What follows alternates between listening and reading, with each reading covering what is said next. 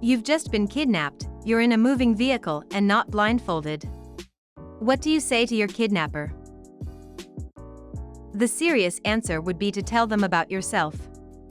Experts agree that you need to humanize yourself to improve your chances of survival, though, someone who kidnaps you and doesn't care if you see them doesn't bode well for survival. Are we there yet? Then you can give out passive-aggressive traffic tips as bonus.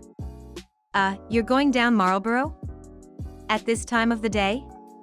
You're not from around here, are you? You are? Oh, all right. Under breath, but totally loud enough to hear. Geez, just my luck, getting kidnapped by amateurs. Are you new to this? You keep tailgating and rolling the stop signs, the cops are going to pull you over. Really? We're taking Maple? 2 streets over on Birch and you don't have to crawl over the speed bumps. Oh no, I don't think I'd want to live in this neighborhood at all. That house has half its windows broken and the apartment building looks like it's just falling apart. There's a man working on his car in the street. Does your homeowners association allow this kind of thing?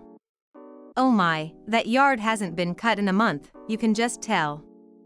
Look at those weeds growing through the fence, and the fence needs to be stripped and repainted. No, this just won't do at all. Let me give you the number of my realtor. She did a great job at finding my new house. I'd just info-dumped the entire story of Halo. And not just from the games, I'm talking books, comics, everything in chronological order in extreme detail, going off on tangents to explain how a specific piece of tech works or whatever, lol. They'd either come out of this insanely informed or they'd toss me out of the car before I get to the formation of the Ecumene Council. As someone that literally had to go through hostage training, yes. You humanize yourself, try and make them think of their families, comply and ensure that you're not enough trouble that they'd rather have you dead than alive. Don't do anything stupid, don't try to be a hero. Generally speaking, if you'd see it in an action move, never try it. Edit. As this is getting far more attention than I would have expected, I would like to clarify that this training was specifically geared towards radical/terrorist elements, who would want a hostage for negotiation, and may be doing it to protect their families, or for revenge. If you're kidnapped by a serial killer who is showing you their collection of skin they took from 30 people before you, yeah sure, go for it, try and escape. At work in the machine shop, I was chatting to my friend and I took a slice of pizza out of my pocket and began eating it. He noticed and inquired. I explained it's safe because it's wrapped up in a hand towel. And he just says you're definitely the main character of the story. And that was the great compliment I received. So I think I may have plot armor now. I swallowed an AirTag. This sounds like a good idea at first, for the kidnappers. But have you ever opened an abdomen? Idiots wouldn't find actually, they would find but not the AirTag. By the time they would open the colon they would faint and pass out from the smell. And it's not like you're looking for a nice and shiny little piece of plastic. It's covered in blood and won't be in the slightest distinguishable from everything else you're searching through. So it will be down to feeling for it in all that squishy and rotten smelling tissue. All that in a moving van. Yeah no, just throw the freaker out the moving vehicle. Yeah, because if they need to take you to a second place to kill you, whatever they've got planned is something so awful they can't do it right there. Torture, rape, extremely slow and painful death incoming. It's not likely to be quick and minimally painful. This person who is attacking you has a plan. They have a chosen location and they chose it because it benefits them. You are going to be far more disadvantaged at the second location than you are at the primary location. People survive being shot. People survive being stabbed. Most people who are taken to a second location die horribly there. Fight, scream, do everything possible to escape. And fire works really well for grabbing attention. Everybody wants to come see the spectacle. Want to hear the most annoying sound in the world? Ah, you are finally awake. You were trying to cross the border, right? Walked right into that imperial ambush, like the rest of us. Ick the rest of the dialogue. The rest of the dialogue would be same as us, and that thief over there. Damn you Stormcloaks. Skyrim was fine until you came along. Empire was nice and lazy. If they hadn't been looking for you, I could have stolen that horse and be halfway to Hammerfell. You there? You and me, we shouldn't be here. It's these Stormcloaks the Empire wants. We're all brothers and sisters in binds now, a thief. Shut up back there. And what's wrong with him, huh?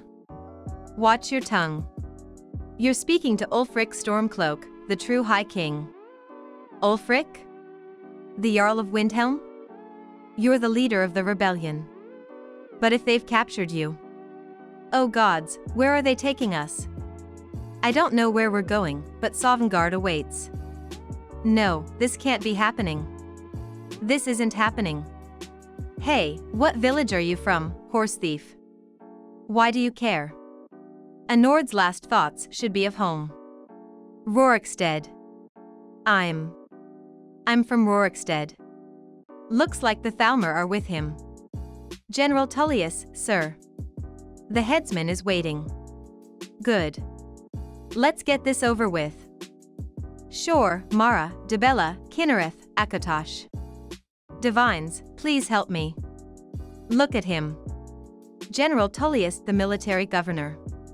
And it looks like the Thalmor are with him. Damn elves. I bet they had something to do with this. Why are we stopping? Why do you think? End of the line. Let's go. Shouldn't keep the gods waiting for us. Okay, so, hear me out on this one. The new Star Wars movies are better than the original trilogy. And to double down on this, the original trilogy are not as good as people remember them to be. The big draw for Star Wars was the special effects. The movies themselves are cheesy and are very light on plot. Have you seen the original cut of A New Hope? It makes you wish for Jar Jar Binks. That movie was saved in the editing room, and that's not something you say about a movie that has a stellar writer and director. You saw what that maniac did to the movies in the special edition releases, right? Psychotic. The best thing to happen to Star Wars was getting Lucas out of the director's chair. And on top of all of this, A New Hope required a ton of exposition to get the scene set. You don't really need that to understand The Force Awakens unless it's the first Star Wars movie you've ever watched. You immediately understand the significance of Luke's absence and where Finn is coming from. You know what Starkiller Base is capable of. And if you're a true Star Wars fan, you get the reference in the name. Now, the real key is that the introduction of Finn opens up the mainstream audience to the idea that not everyone in the Empire is on board with all the murderating going on. The man who fired the Death Star, Ten Granit, as you know, was so racked with guilt over the destruction of Despair and Alderaan that when the moment came to destroy the base on Yavin 4, he hesitated long enough to give Skywalker time to destroy the Death Star. Now, with Starkiller Base's weapon capable of destroying entire star systems anywhere in the galaxy via hyperspace tunneling, there are bound to be some dissenters within the First Order, but aside from Finn, we don't see any. Why is this? To answer that question, we have to turn our attention to Snoke. Snoke's sole purpose was to bring Ben/Kylo into the dark side and train him until Kylo was strong enough to seize power. But Snoke was strandcast, and Force-sensitive strandcasts are rare and valuable. Why would the resurrected Palpatine, spoilers, throw away such a valuable asset? Here's where we get out of canon and into my personal fan theory. Better sit down for this one. Oh. You are. Okay, so here it goes.